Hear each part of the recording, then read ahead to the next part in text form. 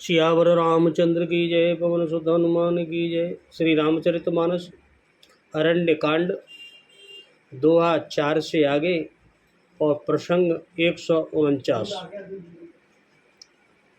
अनुसुईया के पद गई सीता, मिली बहोरी सुशील विनीता। ऋषि पत्नी मन सुख यदि काई, आशीष दे निकट बैठाई।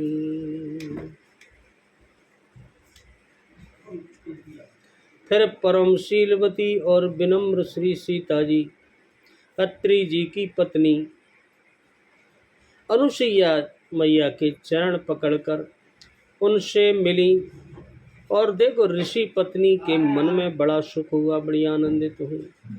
उन्होंने आशीर्वाद देकर सीता जी को पास बिठा लिया, खूब आशीर्वाद दिया और पास बिठा लिया। दिव्य बसन भूषण पहराए, जे नित नूतन अमल सुहाए। कह ऋषि बधू सरस मृदुबानी, नारी धर्म कछु ब्याज बखानी।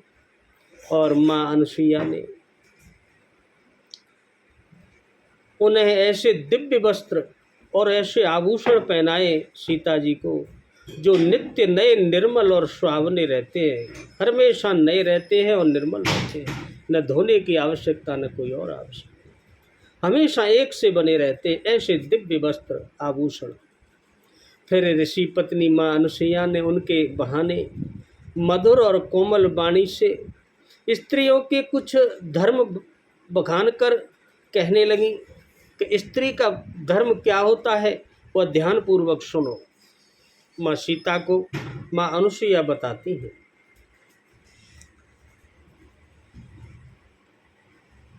मातु पिता भ्राता हितकारी, मित्र प्रद सब सुन राजकुमारी। अमित दान बरता भय देही, अधम सुनार सो सेवन तेही। माँ अनुसुईया कहते हैं, राजकुमारी सीता सुनिए, माता पिता और भाई ये सभी हित करने वाले होते हैं, कभी अहित नहीं कर सकते किसी भी स्त्री का।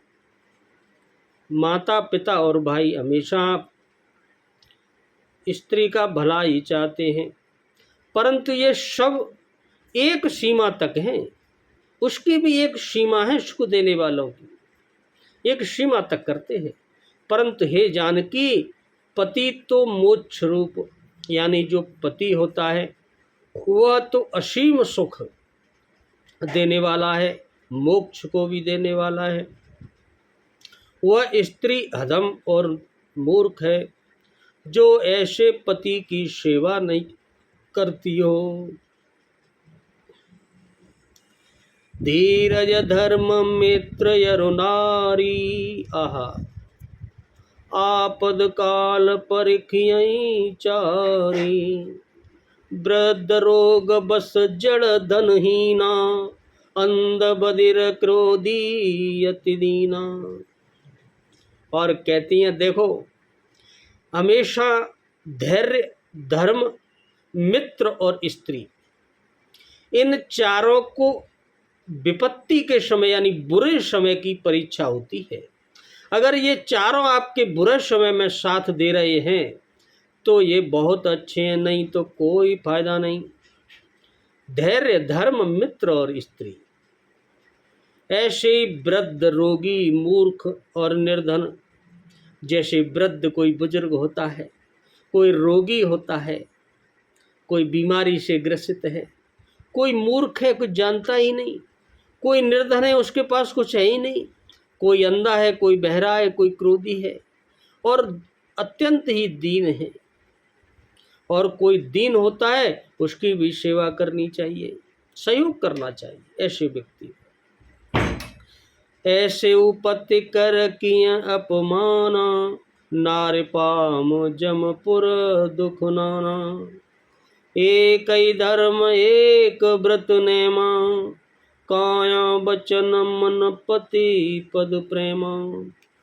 ऐसे भी पति का अपमान करने से स्त्री यमपुर में भी भांति भांति के नरक भोगती है, दुख पाती है।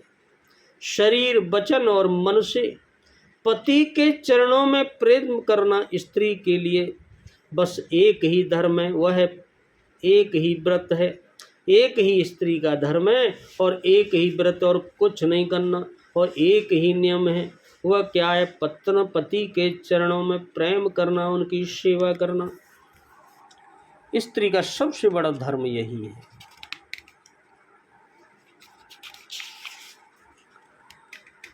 जग पतिव्रता चार विद्याई, वेद पुराण संत सब कहीं। उत्तम के यश बस मन माही, सपने वान पुरुष जग नाही। इस जगत में 4 प्रकार की पतिव्रताएं होती हैं। कौन कौन सी? कैसे पता? वेदों में लिखा है, पुराणों में है, सब संत भी ऐसा कहते हैं कि उत्तम श्रेणी की पतिव्रता के मन में ऐसा भाव बसा रहता है कि जगत में मेरे पति को छोड़कर दूसरा पुरुष स्वप्न में भी नहीं है, स्वप्न में भी नहीं आता और न अच्छा लगता है। सबसे प्रथम पतिव्रता स्त्री वही होती है। माँ अनुसैया, माँ सीता को पत्नी स्त्री धर्म सिखा रही हैं। और दूसरा 4 प्रकार की पतिव्रताएं होती हैं। ये वेद पुराण और सब संत कहते हैं इस बात को। और मध्यम पर पति देखई कैसे, भ्राता पिता पुत्र निज जैसे। धर्म विचार समझे कुल रहाई, सो निकृष्ट त्रिय श्रुति अस कहीं। और माँ अनुसुईया कहती हैं, और सीता सुनो, जो दूसरे प्रकार की पतिव्रता स्त्री होती है, जो मध्यम श्रेणी की पतिव्रता होती है, वो पराय पति को कैसे देखती है पता है? जैसे वो अपना सगा भाई देखती हो, जैसे अपने पिता को जिस भाव से देखती हो या अपने पुत्र को जिस भाव से देखती हो, ऐसे ही समान अवस्था वाले को वह भाई के रूप में देखती है, बड़े को पिता के रूप में देखती है और छोटे को पुत्र के रूप में देखती है। वह दूसरे प्रकार की पतिव्रता बताई गई। धर्म को विचार कर और अपने कुल की मर्यादा समझकर बची रहती है, वह निकृष्ट और निम्न श्रेणी की स्त्री है, ऐसा वेद कहते हैं। वह पतिव्रता तो निम्न श्रेणी की है, चौथी श्रेणी की है। कौन सी? जो केवल अपने धर्म कैसे नहीं हटना इसलिए पतिव्रता है, या अपने कुल की मर्यादा को बचाए रखना इसलिए पतिव्रता है। और प्रथम श्रेणी की स्त्री तो वही है जो सपने में भी दूसरे पुरुष को नहीं आ सकता पति के अलावा।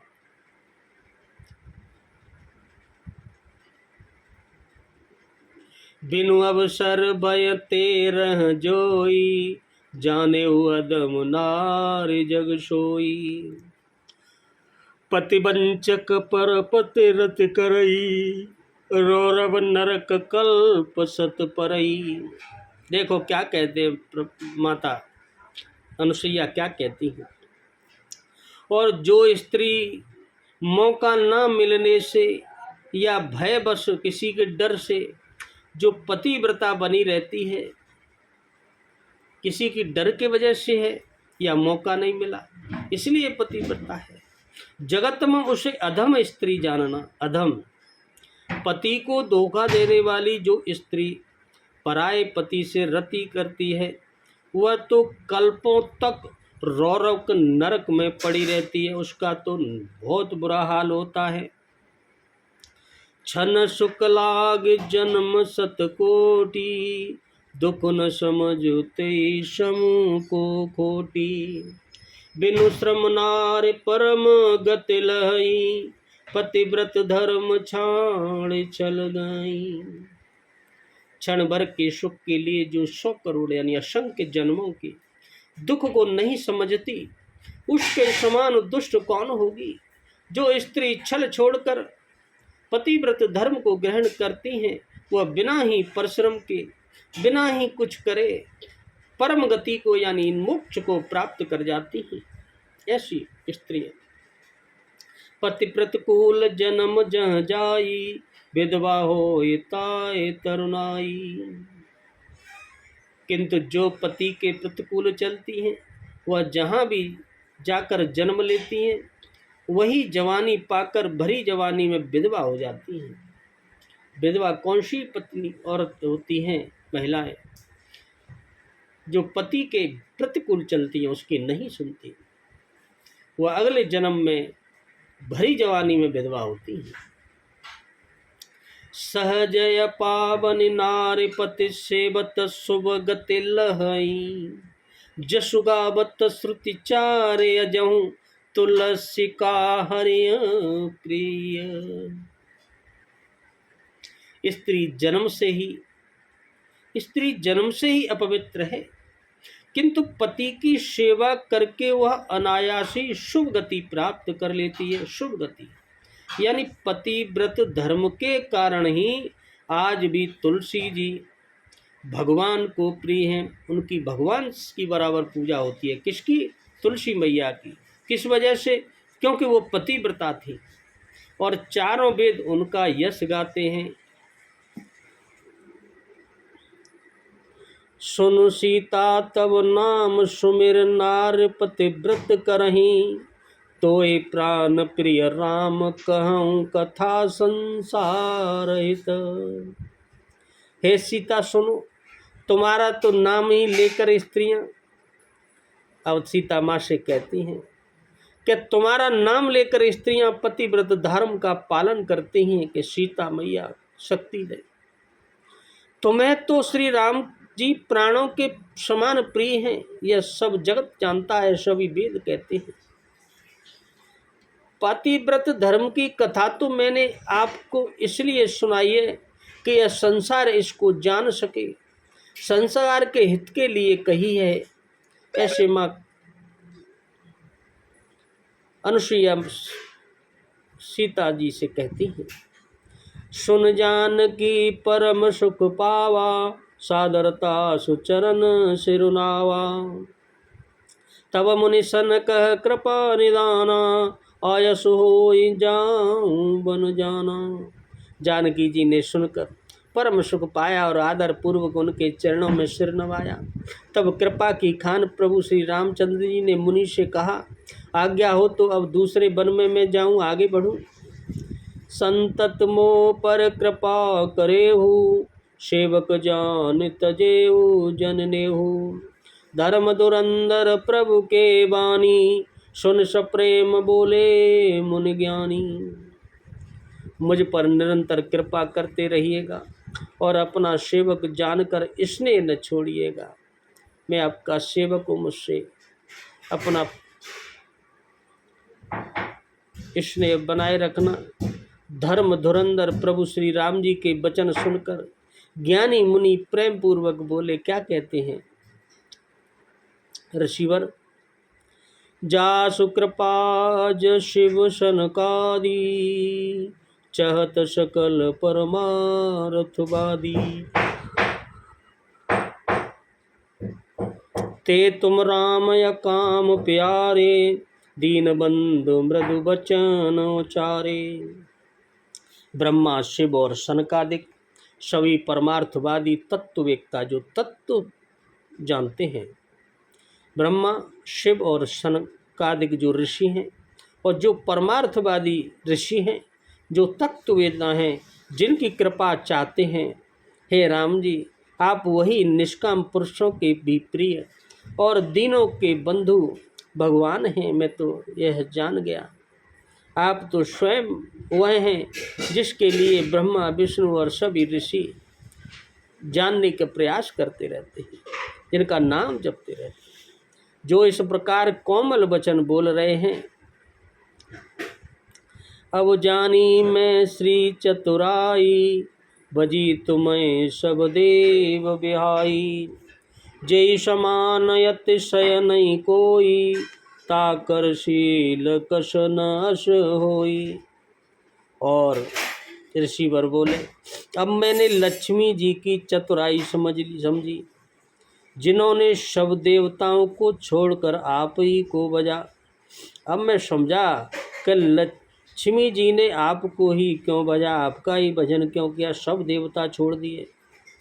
जिसके समान सब बातों में अत्यंत बड़ा और कोई नहीं है, उसका शील भला ऐसा क्यों न होगा जिसको लक्ष्मी जी चाहें। कई विधि कहाँ जाहो अब स्वामी, कहो नाथ तुम अंतर्जामी। अस कह प्रभु बिलो के मुरलिया, लोचन जल बह पुलक शरीरा। और मैं किस प्रकार कहूँ कि हे स्वामी आप अब जाइए, हे नाथ आप तो अंतर्यामी हैं, आप ही कहिए। ऐसा कहकर धीर मुनि प्रभु को देखने लगे। मुनि के नेत्रों में प्रेम के आंसुओं की जलधारा बह रहने लगी और उनका शरीर पुलकित हो गया। स्वयं प्रभु को अपने सामने पा गए, देखा तो प्रभु उनसे आज्ञा पाते हैं। कैसी लीला है भगवान की। तन पुलक निर्भर प्रेम पूरन, नयन मुख पंकज दिए। मन ज्ञान गुण गोतीत प्रभु में दीख जप तप का किए। जब जोग धर्म समूह ते नर भगत अनुपम पावई। रघुबीर चरित पुनीत निस दिन, दास तुलसी गावई। मुनि अत्यंत प्रेम से पूर्ण है, उनका शरीर पुलकित है और नेत्रों को श्री राम जी के मुख कमल में लगाए हुए बस उनकी छवि देख रहे हैं। मन में विचार रहे हैं कि मैंने ऐसे कौन से पुण्य किए, जप किए, तप किए थे, जिसके कारण मन ज्ञान गुण और इंद्रियों से परे, जो मन भी नहीं देख सकता, ज्ञान भी नहीं और कोई गुण भी नहीं, इंद्रियां भी नहीं, उससे परे प्रभु के दर्शन आज हो गए। जप योग और धर्म समूह से मनुष्य अनुपम भक्ति को पाता है। धर्म करने से अच्छी भक्ति पाता है। श्री रघुवीर के पवित्र चरित्र की तुलसीदास जी रात दिन गाथा गाते रहते हैं। कलिमल शमन दमन मन, राम सुजस सुख मूल। राम सुजस सुख मूल।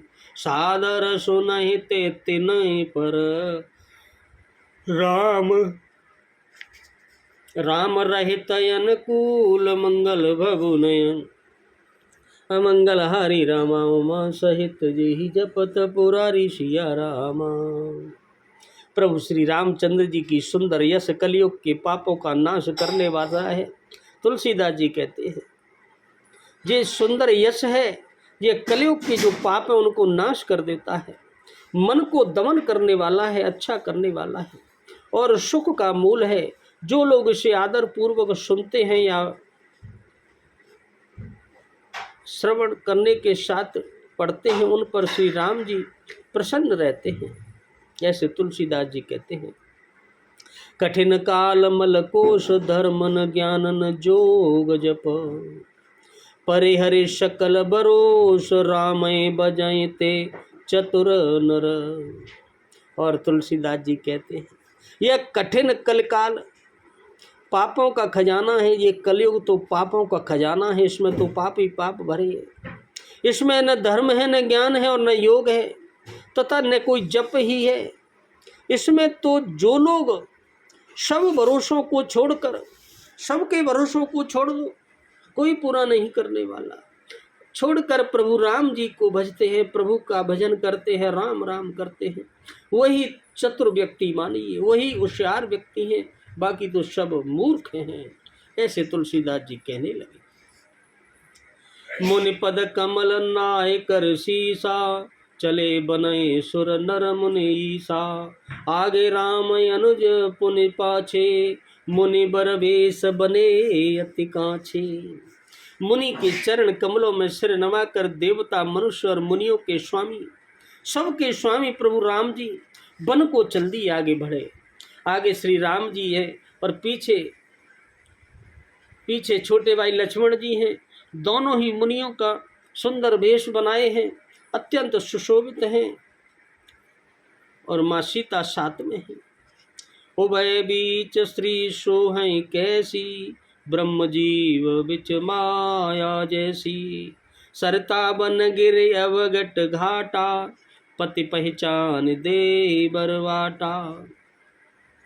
दोनों के बीच में श्री जानकी जी कैसी शोभित हो रही हैं, जैसे स्वयं ब्रह्मा और जीव के बीच माया हो। ब्रह्म यानी भगवान और जीव आत्मा, इनके बीच में जो माया है, नदी वन पर्वत और दुर्गम घाटियां सभी अपने स्वामी को पहचान कर सुंदर रास्ता दे देते हैं, सबके मालिक हैं। अपने आप रास्ते बनते चले जा रहे हैं, आगे बढ़ते जा रहे हैं प्रभु जन कल्याण के लिए। जहाँ तहाँ जाए देवर गुराया, करहीं मेघ जहाँ तहाँ नभ छाया। मिला असुर विराद मग जाता, आवतै रघुवीर ने पाता। जहाँ जहाँ देव श्री रघुनाथ जी जाते हैं प्रभु, वहाँ वहाँ बादल आकाश में अपने आप छाया कर लेते हैं कि प्रभु को कहीं धूप न लगे। रास्ते में जाते हुए विराद यानी राक्षस मिला एक, सामने आते ही श्री रघुवीर ने उसे मार डाला। अब राक्षसों का मर्दन शुरू हो गया। तुरत है रुचिर रूप ते ही पावा, देख दुखी निज धाम पठावा। पुण्य आए जमुने सरभंगा, सुंदर अनुज जान की संगा। श्री राम जी के हाथ से मरते ही वह दुष्ट राक्षस, उसने तुरंत सुंदर दिव्य रूप प्राप्त कर लिया और दुखी देखकर प्रभु ने उसे अपने परम धाम को भेज दिया, जा तेरा कल्याण होता है। फिर वे सुंदर छोटे भाई अपने लक्ष्मण जी और माँ सीता जी के साथ वहाँ आगे बढ़े और जहाँ मुनि शरभंग जी थे वहाँ पहुँचे। शरभंग ऋषि देख राम मुखज पंकज, मुनिवर लोचन भृंग। रामा मुनिवर लोचन भृंग, सादर पान करत यते धन्य जन्म शरभंग। मंगल बबुन अमंगल हरि राम, मा सहित जहि जपत पुरारी सिया राम। प्रभु श्री रामचंद्र जी का मुख कमल देखकर मुनि श्रेष्ठ के नेत्र रूपी बहरे अत्यंत आदर पूर्वक उसका मकरंदर पान करने लगे। शरभंग जी का जन्म धन्य हो गया। ऋषिवर प्रभु राम को देखते ही अपने आप को धन्य समझ गए कि प्रभु ने दर्शन दिए। बोलो श्यावर रामचंद्र की जय, पवन सुत हनुमान की जय। जय जय श्री राम।